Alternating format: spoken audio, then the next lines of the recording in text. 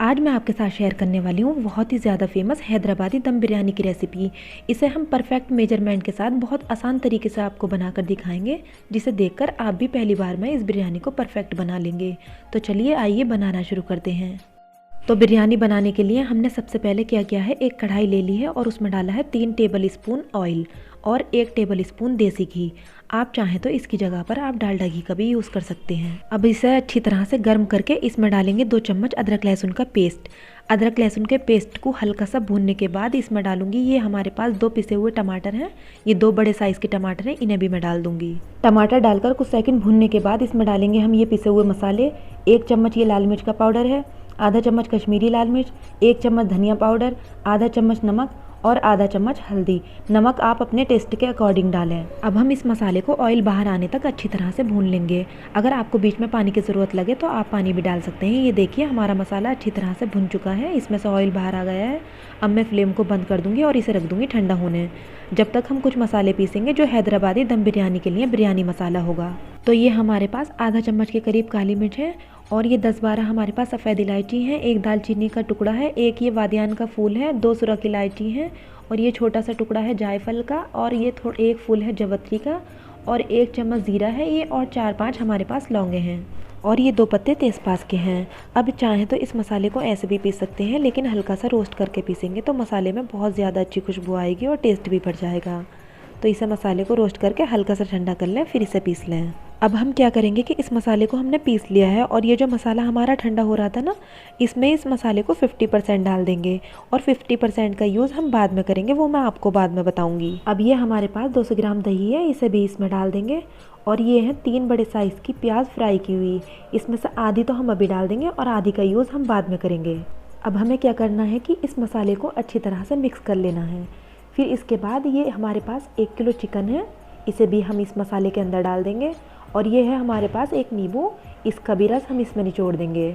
नींबू के रस को डालने के बाद मैं इसमें डालूंगी ये दूध में घोला हुआ जर्दे का कलर है, इसमें मैंने थोड़ा सा ज़ाफ़रान भी डाला है। आप चाहें तो जर्दे के कलर को पानी में घोल कर भी ले सकते हैं। अब मैं इसमें से आधा तो ये अभी डाल दूंगी, आधे का यूज़ मैं बाद में करूँगी। अब इस बिरयानी का आधा काम खत्म हुआ। इस सारी चीज़ों को अच्छी तरह से मिक्स करके ढक कर रख देंगे हम कम से कम 1 घंटे के लिए। आप चाहें तो ओवरनाइट भी रख सकते हैं। 1 घंटा हो चुका है और मैंने चावल उबालने के लिए 15 कप पानी उबलने रख दिया है। इसमें डालूंगी मैं ये छोटा सा टुकड़ा दालचीनी का, थोड़े से दाने जीरे के, 2 लौंगे, 2 काली मिर्च, 1 वादियान का फूल, 3 सफ़ेद इलायची। ये हमारे पास 5 हरी मिर्चें हैं, इन्हें तोड़कर भी हम इसमें डाल देंगे। अब मैं डालूंगी इसमें थोड़े से पत्ते ये हरे धनिए के। फिर इसके बाद मैं इसमें डालूंगी 3 चम्मच भर के नमक। नमक का यूज़ हमने इसलिए ज़्यादा किया है क्योंकि जब हम चावलों का पानी निचोड़ेंगे तो उसके साथ सारा नमक निकल जाएगा। ये हमारे पास 700 ग्राम सेला चावल है, जिन्हें मैंने भिगो कर रख दिया था 4 घंटे पहले। तो अगर आप बासमती की बनाएं तो 1 घंटा पहले भिगो कर रखें और सेला की बनाएं तो कम से कम 4 घंटा पहले उसे भिगोएं। लेकिन जो बिगनर बना रहे हैं तो वो सेला की बनाएं, क्योंकि बासमती की एकदम से टूट जाती है। अभी इस उबलते हुए पानी में हम अपने चावलों को डाल देंगे। तो आप भी जब चावल उबालें तो पानी में अच्छी तरह से उबाल आ जाए तभी इन चावलों को डालें। अब इसे अच्छी तरह से मिलाकर मैं इसमें डाल दूंगी ये 1 नींबू का रस। तो यहाँ पर आप नींबू का रस ज़रूर डालें, इससे चावल खिले खिले भी बनेंगे और टेस्ट भी चावलों का बहुत अच्छा हो जाएगा। अब इसमें डालूंगी मैं 2 चम्मच ऑयल। ऑयल को डालने के बाद इसे मैं ढककर पकाऊंगी 4 मिनट तक तेज़ आंच पर। चावलों को पकते हुए 4 मिनट हो चुके हैं और मैंने कर दिया है फ्लेम को बंद। अब मैं देखूंगी चावल चेक करके, क्योंकि हमें 70% तो अभी पकाने हैं और 30% हमारे चिकन के साथ पकेंगे। तो देखिए मैं आपको दिखाती हूँ एक चावल को तोड़कर। जब इस तरह से हम इसे नाखून से तोड़ रहे हैं तो इसके 2 टुकड़े हो रहे हैं और इस तरह से जब हम हाथ से प्रेस कर रहे हैं तो इस पर कुछ भी असर नहीं हो रहा। तो इतना ही हमें पका हुआ चावल चाहिए। अब हम इस तरह का कोई छन्ना लेकर उसे किसी बड़े बर्तन के ऊपर रखेंगे और इन चावलों का पानी निकालने के लिए डाल देंगे।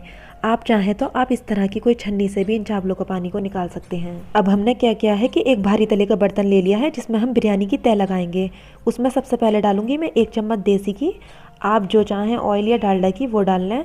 अब मैं इसमें डाल दूंगी इस चिकन को और इसकी अच्छी तरह से नीचे तह बिछा देंगे। अब मैं डालूंगी इसके ऊपर 2 चम्मच देसी घी और जो हमने सूखा मसाला बनाया था 50% हमने यूज़ कर लिया था, उसमें से 25% मैं यहाँ पर डाल दूंगी।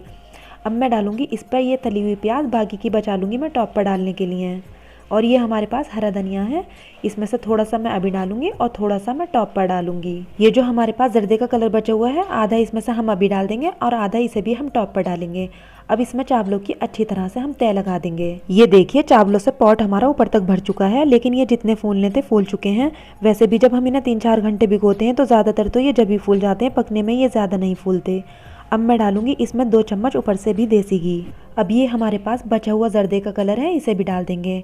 जर्दे के कलर को डालने के बाद जो हमने सूखा मसाला बचाया था, हमारे पास 25% बचा है, उसे भी डाल देंगे।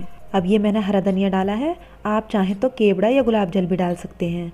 अब मैं डालूंगी इसमें तली हुई प्याज जो हमने बचाई थी। अब हमें बिरयानी को दम करने के लिए रखना है, तो आप चाहें तो यहाँ किनारों पर आटा लगाकर भी इसे दम कर सकते हैं, लेकिन मैं इस पर फॉइल लगाकर दम कर रही हूँ। इसकी भाप बाहर नहीं निकलनी चाहिए, ये ध्यान आपको रखना है। अब इसे हम चूल्हे पर 5 मिनट तक पकाएंगे तेज़ आंच पर। जब तक ये तेज़ आंच पर 5 मिनट पके तो दूसरे चूल्हे पर हम इस तरह का कोई तवा लेंगे और उसे गर्म होने रख देंगे। तो बिरयानी को तेज़ आंच पर पकते हुए 5 मिनट हो चुके हैं। दूसरी तरफ तवा भी हमारा गर्म हो चुका है। अब बिरयानी को हम इस तवे पर रख देंगे और इसे पकाएंगे हम 40 मिनट हल्की आंच पर। इस बिरयानी को हम कुल 45 मिनट पकाएंगे, यानी 40 मिनट तो हल्की आंच पर और 5 मिनट तेज़ आंच पर। बिरयानी को दम में आते हुए 45 मिनट हो चुके हैं। अब मैं देख लूँगी इसे खोलकर। ये देखिए कितनी अच्छी तरह से हमारी बिरयानी तैयार हो चुकी है। अब मैं इसे हल्का सा आपको चलाकर दिखाती हूँ।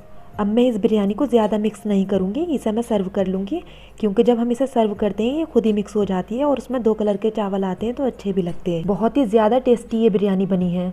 तो आप भी इसी मेजरमेंट के साथ अपने घर पर एक बार ज़रूर ट्राई करिएगा। मुझे पूरा यकीन है कि आपकी बिरयानी भी परफेक्ट बनेगी। अगर आपको मेरी रेसिपी पसंद आई हो तो प्लीज़ एक लाइक कर देना, और अगर चैनल पर नए हैं तो प्लीज़ चैनल को सब्सक्राइब कर लेना। अल्लाह हाफिज़।